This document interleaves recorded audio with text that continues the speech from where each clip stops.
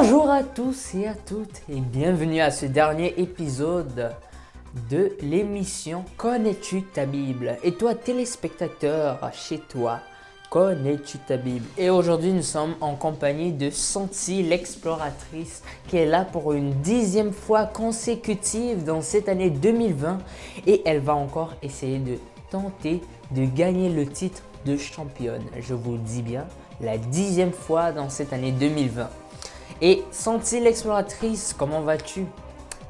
Ben, je vais bien, merci beaucoup. Je suis super contente d'être avec vous aujourd'hui. C'est vraiment la 10e fois que je suis ici, donc j'ai vraiment envie de gagner. J'ai envie d'être comme Jésus, une gagnante, une championne. Je suis comme Jésus, c'est toute ma vie. Let's go! Très belle attitude, Santi l'exploratrice, mais va-t-elle gagner? Va-t-elle vraiment gagner? Encore pour une 10e fois, je le répète, une 10e fois consécutive qu'elle est sur notre plateau. Seul l'avenir nous le dira si elle gagnera. Mais avant tout, je te rappelle à toi téléspectateur et à toi aussi Santi l'exploratrice, les règles du jeu. Nous avons 10 questions à choix courtes ou à choix multiples et ce sera sur les aventures bibliques que nous avons eues tout au long de l'année. Et c'est soit sur les histoires de la Bible ou soit les héros de la Bible. 3 erreurs, 3 erreurs. Et adieu le titre de champion. Alors, êtes-vous prêts, chers téléspectateurs? Et es-tu prêt, Santi l'exploratrice? Absolument! Allez, on commence. Question numéro 1. Quel homme dans la Bible a été sauvé de la fosse au lion grâce à la prière? Choix numéro A, Joseph. B, Daniel. C, Adam. Ou D, Gédéon. Bon, Adam, c'était le premier homme sur la terre. Je pense pas. Sauvé par la fosse au lion. Ça me dit vraiment une histoire. C'était un homme qui priait beaucoup. C'est pas Joseph, parce que Joseph, c'est le mari de Marie. Boum! Non! Je pense qu'il s'appelait Daniel. La réponse serait B, Daniel. Très belle réponse, Santi l'exploratrice. Waouh, intéressant. Et très belle logique aussi, tout à fait. Question numéro 2.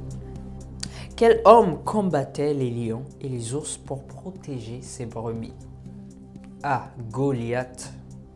B, Job. C, Isaac. Ou D, David. Je répète encore, quel homme combattait les lions et les ours pour protéger ses brebis?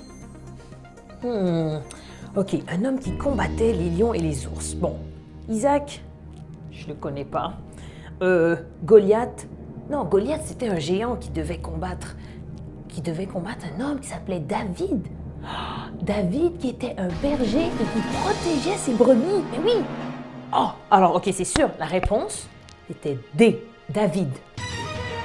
Oui, tout à fait, c'est David. D, la réponse D. Bravo, Santi encore. On avance bien. On se rapproche petit à petit du grand titre de championne. Nous allons passer à la question 3. Quel élément n'est pas une caractéristique de Jonathan, le meilleur ami de David? A, jaloux. B, gentil. C, fidèle. Et D, aimant. Ok. Pour être un bon ami, il faut être gentil. Donc gentil avec son coéquipier, avec ses amis, avec tout le monde. Il faut avoir une bonne attitude. Aimant, donc aimer. Être fidèle, donc toujours soutenir son ami. Mais jaloux, ça veut dire quelqu'un qui est envieux, qui a toujours envie de plus, qui veut toujours quelque chose que l'autre a. C'est pas une caractéristique pour être un bon ami, ça. Donc, c'est jaloux qui n'est pas la bonne caractéristique. Donc le A. Eh bien oui, Santi, la réponse était bel et bien à jaloux. Jonathan était tout à fait gentil, fidèle, aimant, attentionné envers David. Et ça, ce sont des bonnes caractéristiques pour un meilleur ami. N'importe quel ami que vous allez avoir, désirez à être comme Jonathan. Yes! Nous allons passer à la question 4 maintenant. Nous sommes bientôt rendus à la moitié, t'es bientôt là. Le titre de championne est à ta vue et à ta portée, Santi l'exploratrice. Question 4. Quel mot compléterait le passage biblique suivant? Écoute-moi très bien et sois attentif. Téléspectateurs, sois très attentif. À tout moment et pour toute chose, vous, 3 petits points. Dieu le Père, au nom de notre Seigneur Jésus-Christ. Je répète, à tout moment et pour toute chose, vous, 3 petits points. Dieu le Père, au nom de notre Seigneur Jésus-Christ. A. Combattrait. B. Détesterait. C. Remercierait. D. Mangerait. Quelle est la bonne réponse parmi ces 4? Bon. Vous combattrez le Père. J'ai pas envie de me battre contre Dieu, moi. En tout moment, vous mangerez Dieu. Je sais pas s'il goûte bon. Vous détesterez le Père. Mais non, je peux pas détester Dieu. Dieu, il m'a faite. Boum, boum, boum. Je suis trop belle. Je peux pas aimer Dieu. Alors, je pense que je vais le remercier. Donc, je pense la bonne réponse. Waouh! C'est bel et bien le C. Bravo Santi, bravo Santi. Très bonne réponse. Nous sommes à la moitié, nous sommes à mi-chemin d'avoir le titre de champion Santi. Nous sommes à mi-chemin. Question numéro 5. Serais-tu capable de réciter la prière du Notre Père pour des points bonus? Serais-tu capable? Santi, à toi la parole. Oh, réciter le Notre Père. Je l'ai déjà entendu, mes parents le répètent par cœur. C'est un long passage dans la Bible. Je vais essayer. Peut-être si je ferme mes yeux, peut-être que... Notre Père, toi qui es dans le ciel, dans les nuages,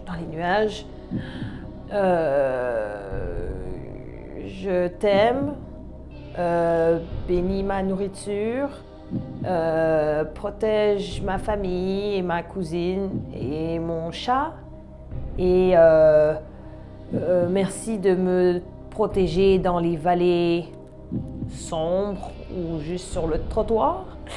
Amen.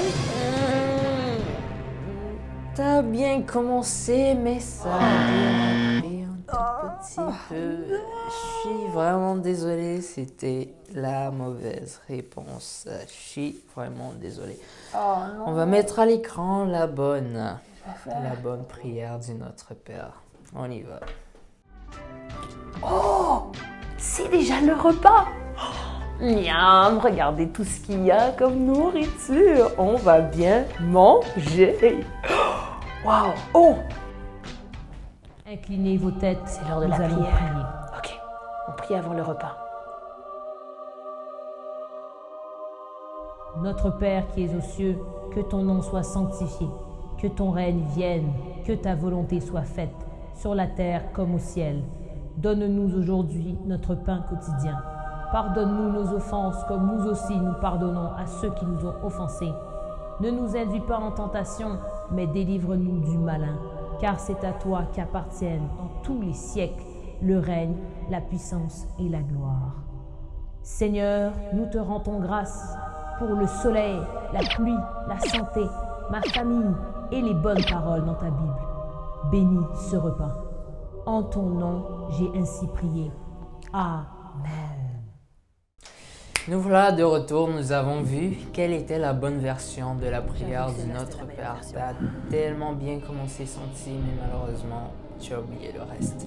Je te rappelle que tu as une erreur. À 3 erreurs, c'est adieu le titre de champion ou championne. Alors, nous passons à la question numéro 6. Quel couple dans la Bible avait 90 ans et 100 ans lors de leur premier enfant? A. Adam et Ève. B. Marie et Joseph. C. Abraham et Sarah. Ou D. Julie et Julien. Je répète bien. A. Adam et Ève. B. Marie et Joseph. C. Abraham et Sarah. Ou D. Julie et Julien. Bon, Julie et Julien, j'ai jamais entendu ça dans la Bible. Alors c'est pas eux.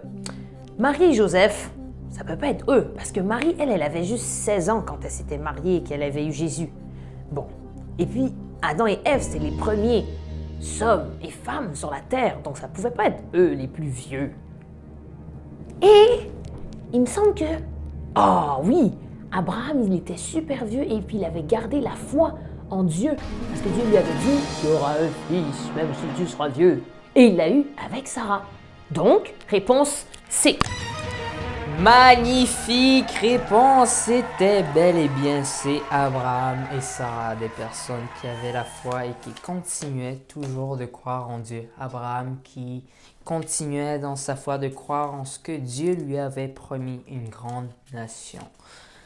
Nous voilà à la question numéro 7.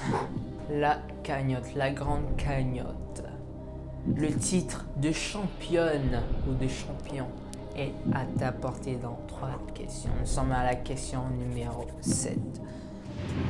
Quel élément parmi les choix fait partie de l'armure du chrétien? A. Ceinture de vérité. B. Lunettes de soleil. C. Pantalon. Ou soit D. Imperméable. J'en ai malheureusement pas. Il pleut pas dans le studio. Donc, je répète bien. Ceinture de vérité. B. Lunettes de soleil. Pantalon pour le C et D. Imperméable. Bon, pantalon, il me semble dans le temps de Jésus, il faisait trop chaud. Personne portait de pantalon. Fait que c'est sûr c'est pas un pantalon. Comme il faisait trop chaud, ça pouvait pas être un imperméable, il pleuvait pas souvent. Donc c'est sûr que c'est pas ça. Puis la ceinture, quand tu portes une ceinture, c'est parce que tu portes un pantalon. Si tu portes pas de pantalon, pas de ceinture. Allô mon coco? Donc c'est logique. C'est sûr que ça devait être des lunettes de la vision du Christ. Mais oui, je me rappelle, ils avaient une cuirasse, ils avaient des chaussures, mais c'est sûr qu'ils avaient des lunettes de la vision du Christ. Alors la réponse B. Malheureusement, c'était le A, la ceinture de vérité. Senti, je suis vraiment désolé. C'était bel et bien logique, mais malheureusement, ce n'était pas la bonne réponse. Il faisait bel et bien chaud, mais il te fallait beaucoup plus la ceinture de vérité qu'autre chose. Donc, je te rappelle, tu as ta 2e erreur, à la 3e, fini le titre de championne pour toi. Ok. Je suis vraiment désolé. Mais nous sommes presque à la fin. Et nous voilà à la question 8. En 2 questions, tu te retrouveras à la portée du titre de championne. Question 8. Seriez-vous capable de nommer tous les fruits de l'esprit? Les fruits de l'esprit, ça me dit quelque chose, je pense. Il me semble qu'on chantait une chanson, non?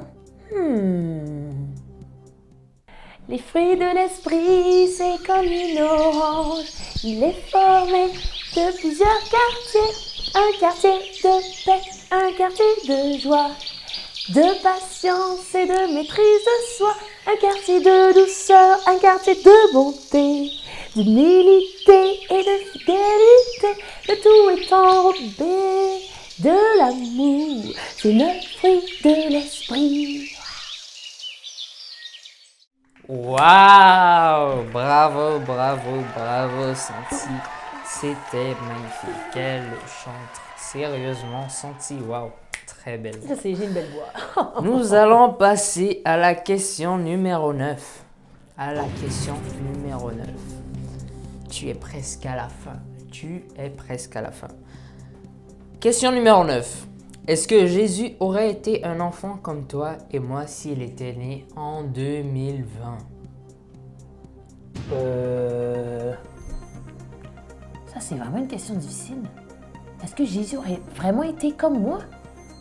Parce que Jésus, au fond, c'est quand même le sauveur du monde. Moi, je suis pas une sauveuse du monde, là. Mais en même temps, Jésus, il était aussi un enfant avant de grandir et d'être crucifié à la croix. Donc, est-ce qu'il aurait vraiment été? Est-ce que j'ai le droit à un appel? Oui, je te rappelle qu'au besoin, tu as droit à un appel, soit l'approbation du public qui pourrait t'aider, ou soit tu pourrais passer la question. Sache que tu as déjà 2 erreurs et qu'il t'en reste une. Et le titre de championne ne sera plus à ta portée. Ok, d'accord. Alors, je pense que je vais appeler mon frère. Donnez-moi un instant. Je vais appeler mon frère, Jean-Paul.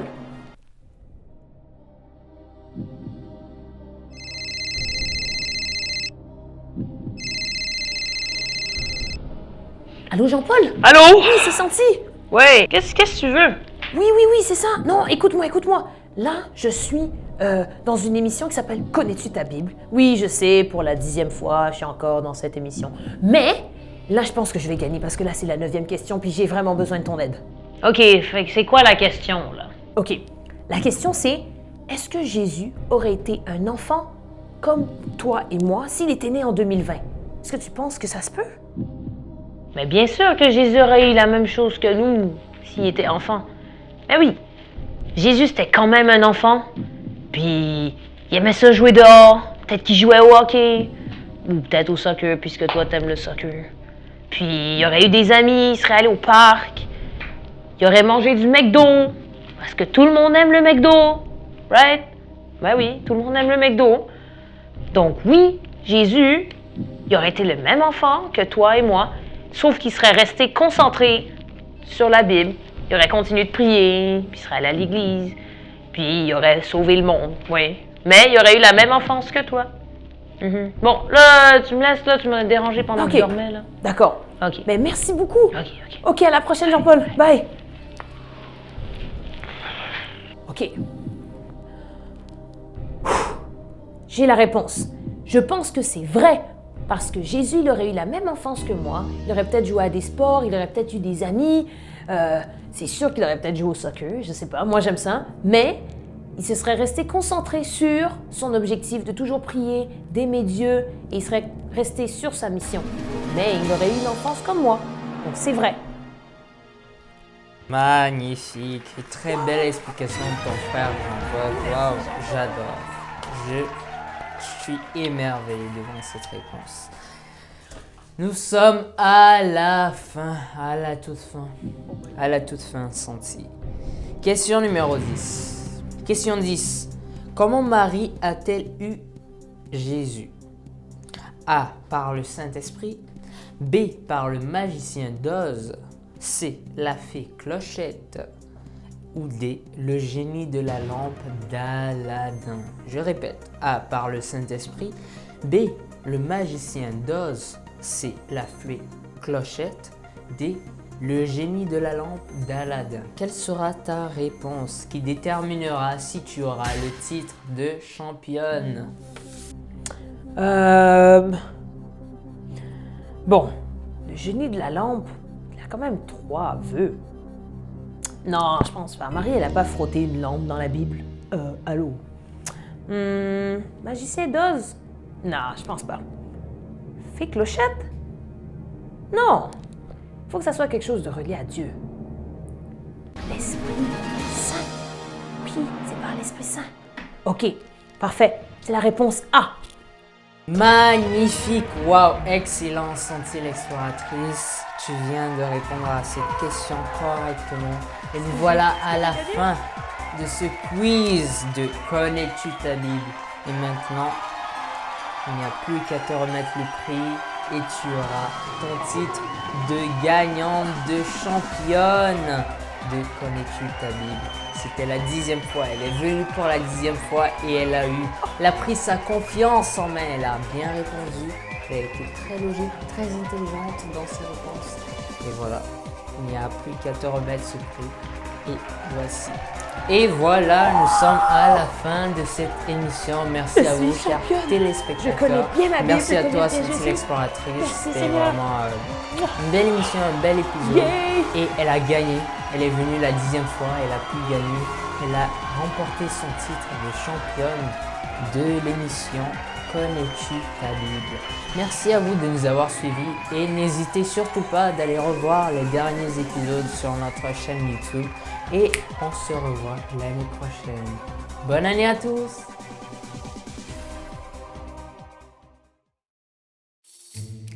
Oh, mais quelle expérience incroyable!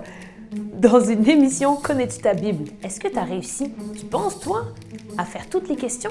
Est-ce que tu as eu toutes les réponses? C'était pas facile, parce que là, on a fait un gros résumé de tout ce qu'on a vu durant l'année 2020 dans les aventures bibliques.